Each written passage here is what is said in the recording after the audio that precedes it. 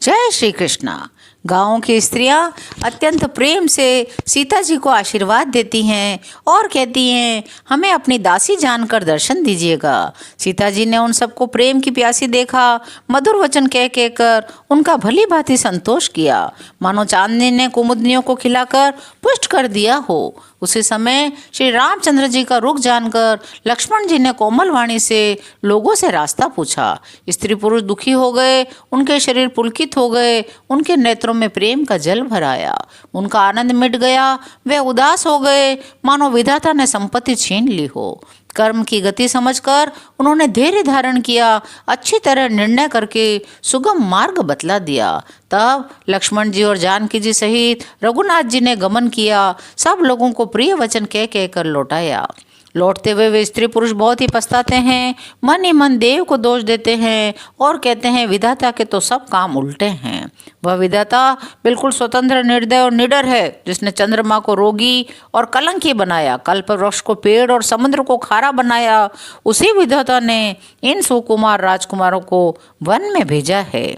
जब विधाता ने इनको वनवास दिया तो भोग विलास तो व्यर्थ ही बना दिए। जब ये बिना ही जूते के रास्ते में चल रहे हों तो अनेकों वाहन व्यर्थ ही रच दिए। जब ये कुश और पत्ते बिछाकर जमीन पर सोते हैं तो सुंदर सेज किस लिए बनाए हैं।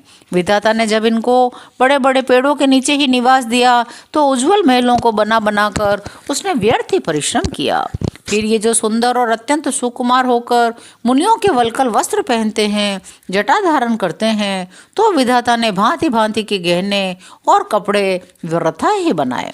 जो ये कंद मूल फल खाते हैं तो अमृत आदि भोजन व्यर्थ हैं, ये स्वभाव से ही सुंदर हैं, यह लगता है अपने आप प्रकट हुए हैं, ये ब्रह्मा के बनाए नहीं हैं। हमारे कानों, नेत्रों और मन के द्वारा अनुभव में आने वाली विधाता की करनी को जहाँ तक वेदों ने वर्णन करके कहा है, वहाँ तक 14 लोकों में ढूंढ कर देखो, ऐसे पुरुष और स्त्री कहाँ हैं। इन्हें देखकर विधाता का मन भी मुग्ध हो गया। तब वह भी इन्हीं की उपमा के योग्य दूसरे स्त्री पुरुष बनाने लगा।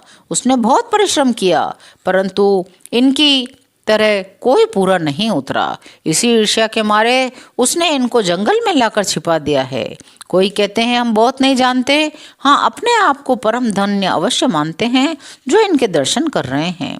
हमारे समझ में वे भी बड़े पुण्यवान हैं जिन्होंने इनको देखा है, जो देख रहे हैं और आगे भी जो इन्हें देखेंगे। इस प्रकार प्रिय वचन कह कहकर सब नेत्रों में जल भर लेते हैं। ये अत्यंत सुकुमार शरीर वाले दुर्गम मार्ग में कैसे चलेंगे। स्त्रियां स्नेहवश विकल हो जाती है, मानो संध्या के समय चकवे के वियोग की पीड़ा से दुखी हो रही हो।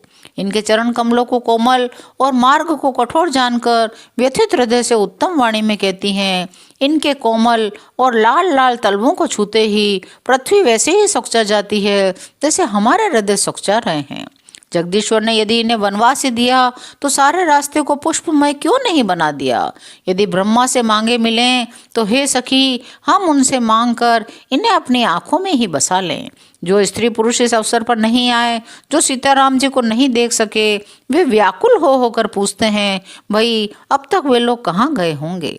जो समर्थ हैं वे दौड़ते हुए जाकर दर्शन कर लेते हैं, जन्म का परम फल पाकर विशेष आनंदित होकर लौटते हैं। गर्भवती स्त्रियां, प्रसूता, अबला स्त्रियां, बच्चे और बूढ़े दर्शन न कर पाने से हाथ मलते और पछताते हैं। इस प्रकार जहाँ जहाँ राम जी जाते हैं वहाँ वहाँ के लोग प्रेम के वश में हो जाते हैं। सूर्य कुल रूपी कुमुदनी के प्रफुल्लित करने वाले चंद्रमा स्वरूप श्री रामचंद्र जी के दर्शन कर गांव गांव में ऐसा ही आनंद हो रहा है। जो लोग वनवास दिए जाने का कुछ भी समाचार सुन पाते हैं वे दशरथ और कैकेयी को दोष लगाते हैं। कोई कहते हैं, राजा बहुत अच्छे हैं जिन्होंने हमें अपने नेत्रों का लाभ दिया। आपस में सभी सीधी स्नेह भरी सुंदर बातें कर रहे हैं। कोई कहते हैं, वे माता पिता धन्य हैं जिन्होंने इन्हें जन्म दिया।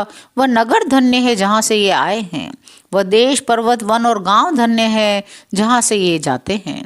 ब्रह्मा ने उसी को रचकर सुख पाया है जो ये पथिक रूपी श्री राम लक्ष्मण की सुंदर कथा सारे रास्ते और जंगलों में छा जाती है। रघुकुल रूपी कमल के खिलाने वाले सूर्य श्री राम जी इस प्रकार मार्ग के लोगों को सुख देते हुए सीता जी और लक्ष्मण जी सहित वन को देखते हुए चले जा रहे हैं। आगे श्री राम जी हैं, पीछे लक्ष्मण जी शोभित हैं। तपस्वियों के वेश बनाए दोनों बड़ी ही शोभा पा रहे हैं। दोनों के बीच में सीता जी कैसे सुशोभित हो रही हैं, जैसे ब्रह्म और जीव के बीच में माया। फिर जैसी छवि मेरे मन में बस रही है उसको कहता हूँ। तुलसीदास जी कहते हैं, मानो बसंत ऋतु और कामदेव के बीच में कामदेव की स्त्री रति शोभित हो। फिर अपने हृदय में खोज कर उपमा कहता हूँ, मानो बुध चंद्रमा के पुत्र और चंद्रमा के बीच में रोहिणी चंद्रमा की स्त्री सो रही हो। प्रभु श्री राम जी के जमीन पर अंकित होने वाले दोनों चरण चिन्हों के बीच बीच में पैर रखती हुई सीता जी कहीं भगवान के चरण चिन्हों पर पैर न टिक जाए, इस बात से डरती हुई मार्ग में चल रही हैं। लक्ष्मण जी मर्यादा की रक्षा के लिए सीता जी और राम जी दोनों के चरण चिन्हों को बचाते हुए उन्हें दाहिने रखकर रास्ता चल रहे हैं। श्री राम जी लक्ष्मण जी और सीता जी की सुंदर प्रीति वाणी का विषय नहीं है, अर्थात अनिर्वचनीय है। पथिक रूपी श्री रामचंद्र जी ने सबके चित्त चुरा लिए हैं। आज भी जिसके हृदय में स्वप्न में भी कभी लक्ष्मण सीता राम तीनों बटोही आ बसे, तो वह श्री राम जी के परम धाम के उस मार्ग को पा जाएगा जिस मार्ग को कभी कोई बिरले ही मुनि पाते हैं। तब श्री रामचंद्र जी सीता जी को थकी हुई जानकर समीप ही एक बड़ का वृक्ष और ठंडा पानी देखकर उस दिन वहीं ठहर गए। कंद मूल फल खाकर रात भर वहां रहकर प्रातःकाल स्नान करके श्री रघुनाथ जी आगे चले। सुंदर वन तालाब पर्वत देखते हुए प्रभु श्री रामचंद्र जी वाल्मीकि जी के आश्रम में आए। रामचंद्र जी ने देखा मुनि का निवास स्थान बहुत सुंदर है। सुंदर पर्वत वन और पवित्र जल है। सरोवरों में कमल और वनों में वृक्ष फूल रहे हैं। बहुत से पक्षी और पशु कोलाहल कर रहे हैं। पवित्र और सुंदर आश्रम को देखकर कमल नयन श्री रामचंद्र जी हर्षित हुए। रामचंद्र जी का आगमन सुनकर मुनि वाल्मीकि जी उन्हें लेने के लिए आगे आए। मुनि को दंडवत प्रणाम किया। विप्रश्रेष्ठ मुनि ने आशीर्वाद दिया। सम्मान पूर्वक मुनि उन्हें आश्रम में ले गए।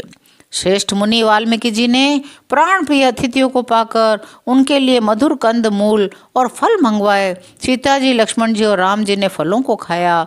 तब मुनि ने उनको विश्राम करने के लिए सुंदर स्थान बतला दिए।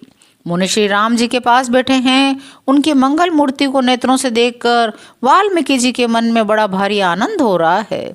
रघुनाथ जी मधुर वचन बोले, हे मुनिनाथ, आप त्रिकालदर्शी हैं। संपूर्ण विश्व आपके लिए हथेली पर रखे हुए बेर के समान है। जिस जिस प्रकार रानी कैकेयी ने वनवास दिया था वह सब कथा प्रभु ने मुनि को सुना दी और कहा, प्रभु पिता की आज्ञा का पालन, माता का हित, भरत जैसे स्नेही एवं धर्मात्मा भाई का राजा होना, फिर मुझे आपके दर्शन होना, यह सब मेरे पुण्यों का प्रभाव है। हे मुनिराज, आपके चरणों का दर्शन करने से आज हमारे सब पुण्य सफल हो गए। हमें सारे पुण्यों का फल मिल गया। अब जहाँ आपकी आज्ञा हो, जहाँ कोई भी मुनि उद्योग को प्राप्त न हो, जिनसे मुनि और तपस्वी दुख पाते हैं, वे राजा बिना अग्नि के ही जलकर भस्म हो जाते हैं। ब्राह्मणों का संतोष सब मंगलों की जड़ है। भूदेव ब्राह्मणों का क्रोध करोड़ों कुलों को भस्म कर देता है। ऐसा हृदय में समझकर वह स्थान बतलाइए जहाँ मैं लक्ष्मण और सीता सहित जाऊं। वहाँ सुंदर पत्तों और घास की कुटी बनाकर हे दयालु कुछ समय तक निवास करूं। श्री राम जी की सहज और सरल वाणी सुनकर ज्ञानी मुनि वाल्मीकि जी बोले, धन्य हो, धन्य हो। हे रघुकुल के ध्वजा स्वरूप, आप ऐसा क्यों न कहेंगे। आप तो सदैव वेद की मर्यादा का पालन करते हैं।